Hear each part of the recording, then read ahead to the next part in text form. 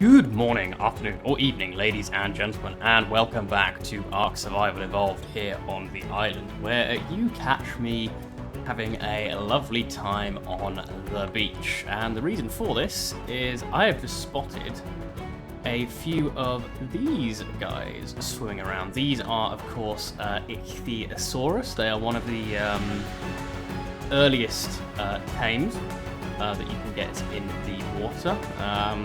There's another one over there, and there have been a few around, but as you saw, this one here is a level 145. So I've decided that today we are going to go ahead and get started with our ocean taming efforts. So, for those of you who have not tamed Ichthyosaurus before, they are a passive tame, as you can see.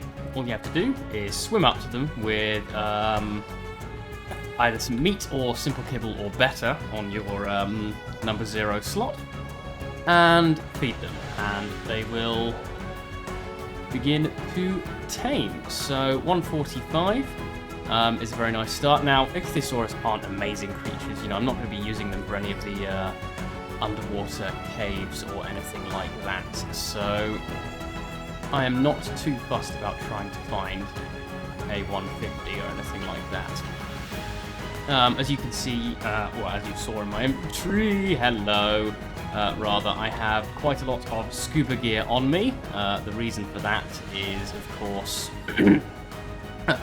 pardon me, that we're going to be spending a long time underwater today, because if you were observant, you may have noticed that I had another type of kibble in my inventory, and that is because there is another type of water creature that we are going to be taming today. And spoiler alert, it is not the Megalodon. So we are going to deal with that guy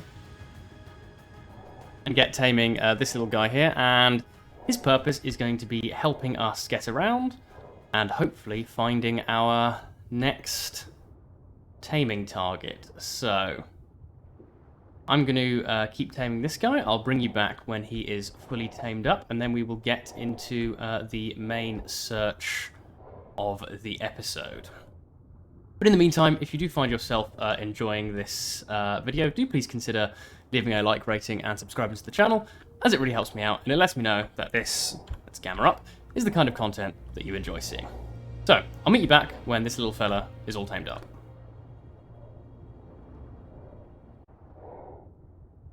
So, as with other passive tames, the second feed is usually the one that takes the longest. So there's going to be 2 more feeds here. Oh, no, we've got another wait again, apparently. Luckily, he has reached the border of the ocean, so he can't swim away any further. His stats, I mean, again, it doesn't matter too much, but his stats aren't too bad. I was really hoping for 500 health or better pre-tame, which he has. I guess we'll see what he has when he finishes taming up, which will be in just a moment here. And of course I will need to go back home and make a saddle for him before we are able to get moving. So while we wait for him to finish off, we should discuss the other tame of the episode, which is, as some of you may have guessed, the Basilosaurus. Now, the Basilosaurus is kind of like a whale, and there's a few reasons that I want to tame one. Firstly, it is very tanky. It has a very high health stat. There we go. Very high health stat for an aquatic mount, which is going to make it useful down in the caves. But the main reason that I want to tame a Basilosaurus is that they are the only aquatic mount that is immune to both the stinging attack of the jellyfish, which can dismount you and basically mean the end for any other aquatic mount, and the electrical attacks of the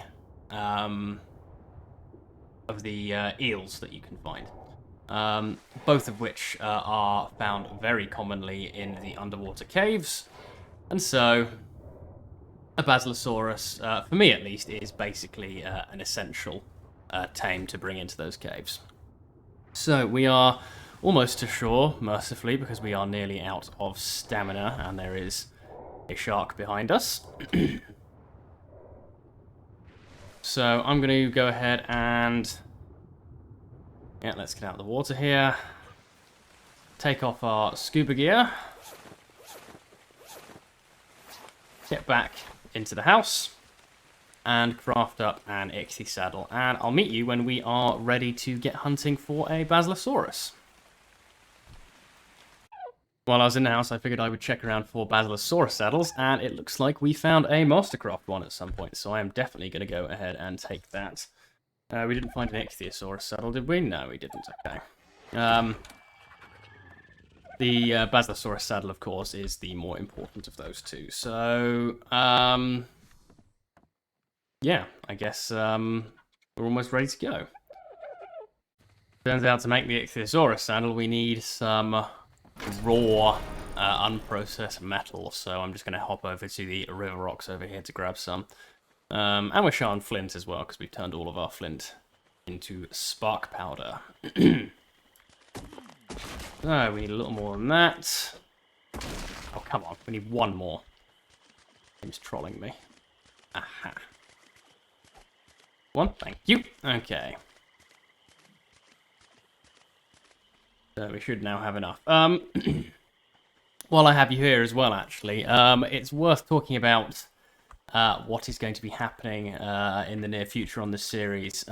We have tackled most of the island's land-based caves. There are still one or two that we need to get done, but the vast majority, including the hardest one, have been dealt with. So we have, of course, the 2 underwater caves to deal with.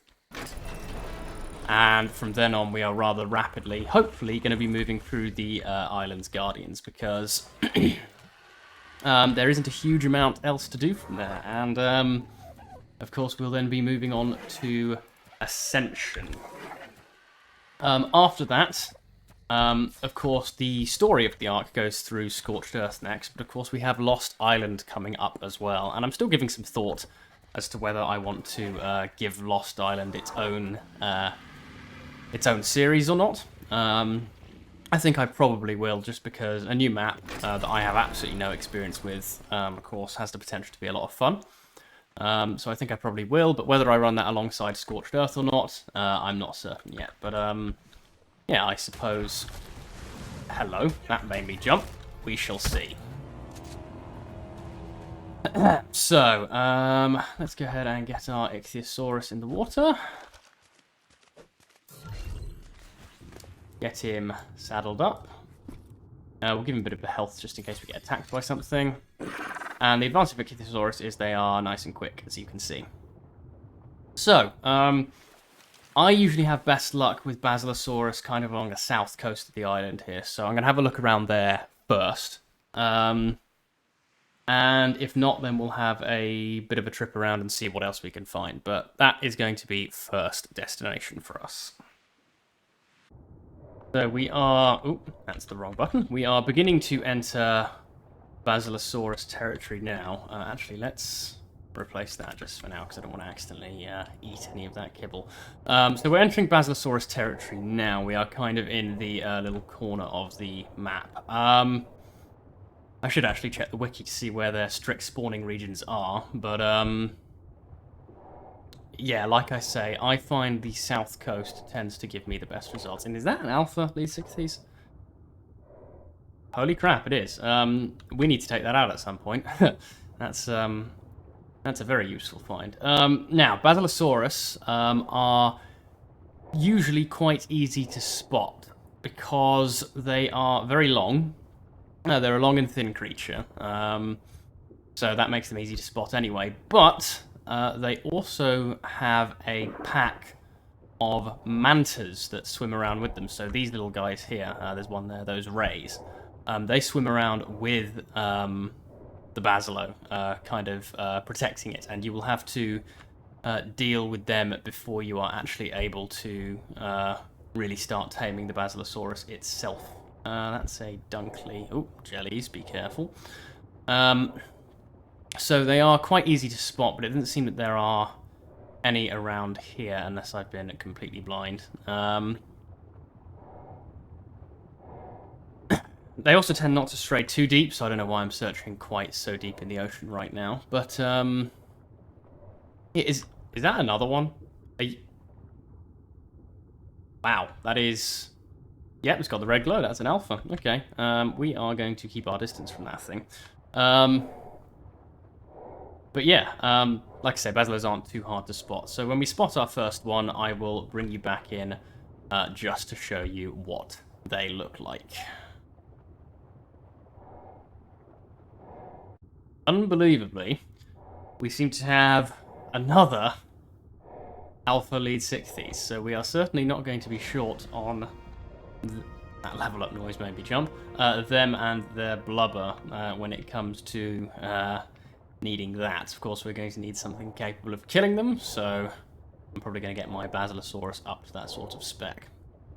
Basilo's is also the reason that I'm actually using the scuba goggles, which I don't normally do, but it does help improve vision underwater, and when you're looking for tames that are apparently this rare, because I've never had this much trouble finding them before. When you're looking for Basilos, it does definitely help to have these scuba goggles.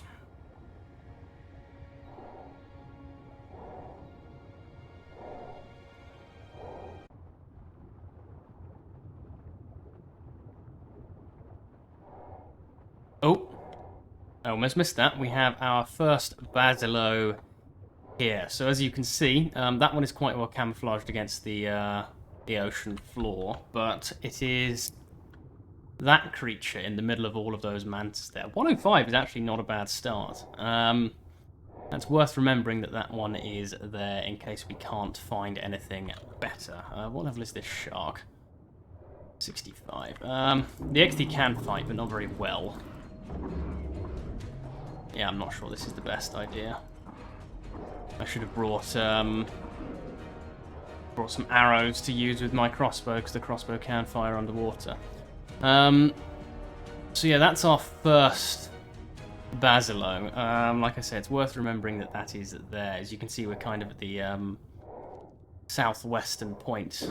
Oh, there's another one of the island. So it's worth... Okay. Well, we found our first Basilo to tame. We have more nasty things incoming. Plesiosaurs. No, okay. We are getting out of here. That Basilo is rather irritatingly quite deep in the ocean, so what we are going to have to do is get rid of those mantas. Right. I'm going to see. This might be a bad idea. If I can do that, can I draw them all away?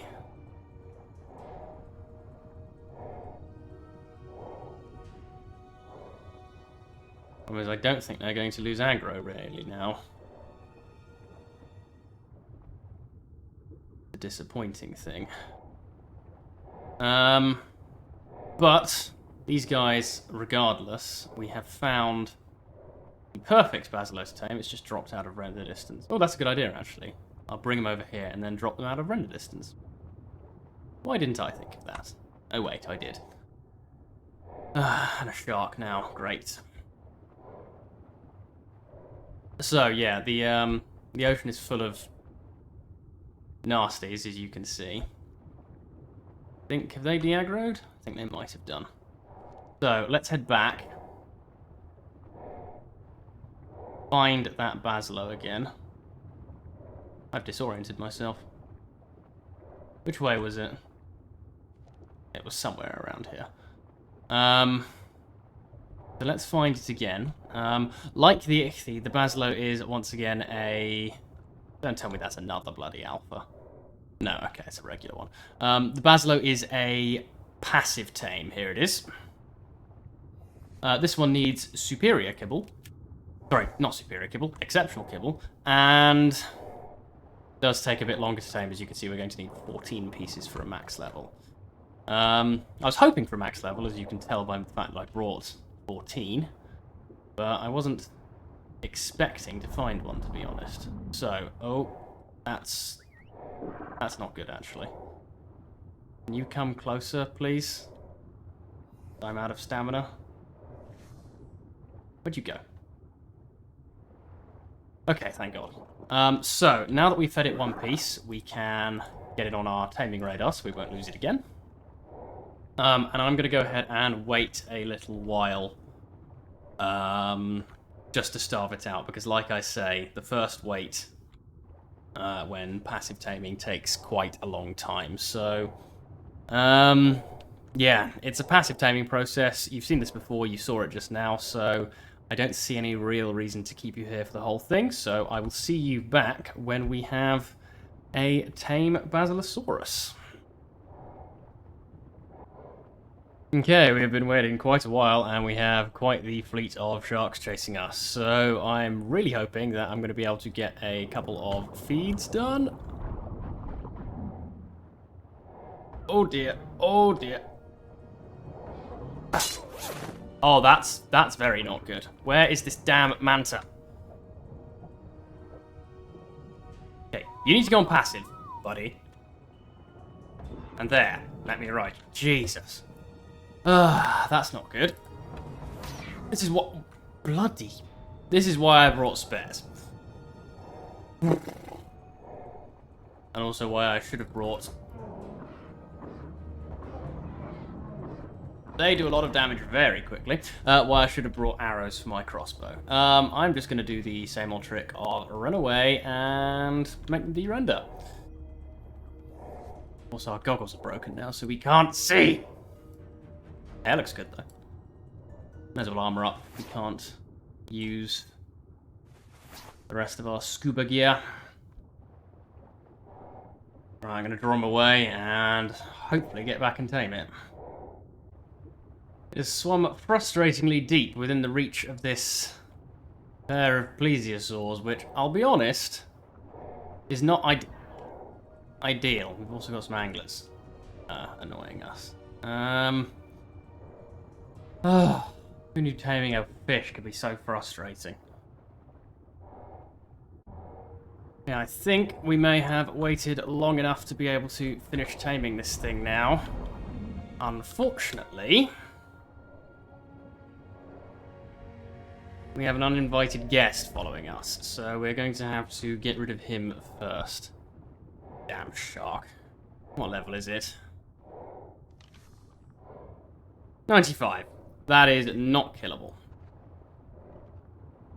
Right, ooh, you can use weapons on the back of an Ichthy.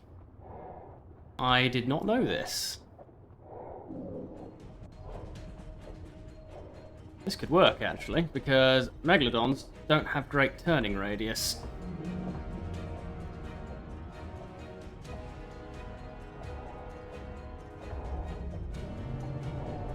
Ah, learn something new every day, I guess.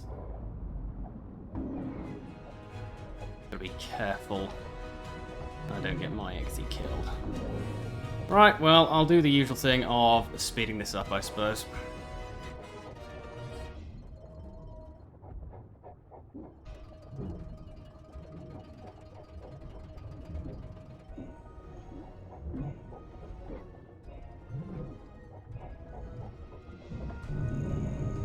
Hey, there we go. Also useful as it gets a load of food for the Ichthyosaurus, which isn't really capable of killing anything on its own. Can't even one-shot the coelacanth, and it's... where it hits is really quite weird. It's actually quite difficult to hit things, see? It's not eating for some reason.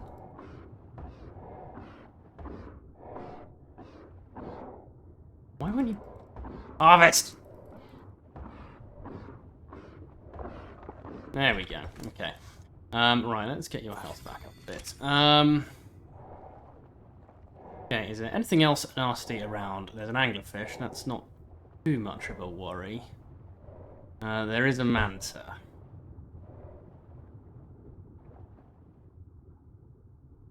Okay, I think I'm okay.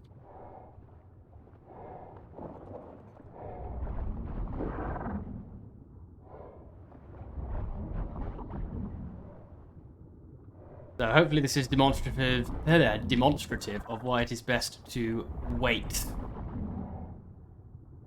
when doing passive tames, because you can just spam a lot of food in one go, and apparently I still didn't wait long enough. Look at that, blimey. Okay. Well, I'll meet you back when this thing's fully tamed, I suppose. And there is the final feed. So what we're going to do is get this thing soul-balled up real quick and get home. Actually, given that we've tamed that thing up, it would be a waste not to show it off on the way back home. So let's take all of the fish meat off of you. Chuck out the Basilosaurus and get the saddle on. So this thing is... Oh, that glitch did not happen. That'd be great. There we go. So this thing is not the fastest swimmer, but lots of health. So a wild tame, that's nearly 25k health. Also naturally produces an equivalent of oil, which is very convenient too. Let's get all this fish meat on it there. And like I say, it has immunities to the jellyfish and the electric eels, which is very useful indeed. Oh, and it does have one other fun ability. Jump out the water and make a rainbow with his water spout. So, I'll meet you back at base. So just to demonstrate the Basilo's ability here, I'm going to let this jellyfish shock me. And as you can see, nothing is happening. Meaning that we are safe from one of the most annoying threats in the ocean. And it makes it much easier for us to harvest biotoxin, which is very nice. Also does a decent amount of melee damage, unlike the Ichthys, so killing megalodons is very much possible. Oh, let's get back up because I'm not wearing my scuba gear. So, we're not near home yet, but I have unfortunately pretty much run out of time for recording today. So, I apologise that it's probably been a bit of a shorter one, but we'll go ahead and talk about what the plans are for next time. So, we've managed to find and tame this max level male Basilosaurus, which of course means that we are on track to get started on the underwater caves. But before I do so, those caves are filled with high-level, powerful creatures. So what I want to go ahead and do is probably between episodes, but I'll include a clip of it at the start of next episode, presuming I remember to, is find and tame a high-level female Basilo as well. Not only do I want mate boosting in the caves, but I actually want to... Speaking of Basilos, there's one there. I actually want to breed them together. How did I miss that one on the way over here? Good lord. Level 40, yeah. 145 is a manta, I guess. So I want to breed them together, not only to improve their stats, but there is a non-zero chance that that cave will end up killing us and the Basilo that we take in there. So I want to make sure that we have backups that, if the cave goes badly, we are able to breed together so that we don't lose our whole set of Basilos. But in the meantime, I do hope that you enjoyed this video. If you did, do please consider leaving a like rating or subscribing to the channel, as it really helps me out. Oh, hello shark, and lets me know that this is the kind of content that you enjoy seeing. So, on that note, thank you very much, and goodbye. I love that rainbow. So cute.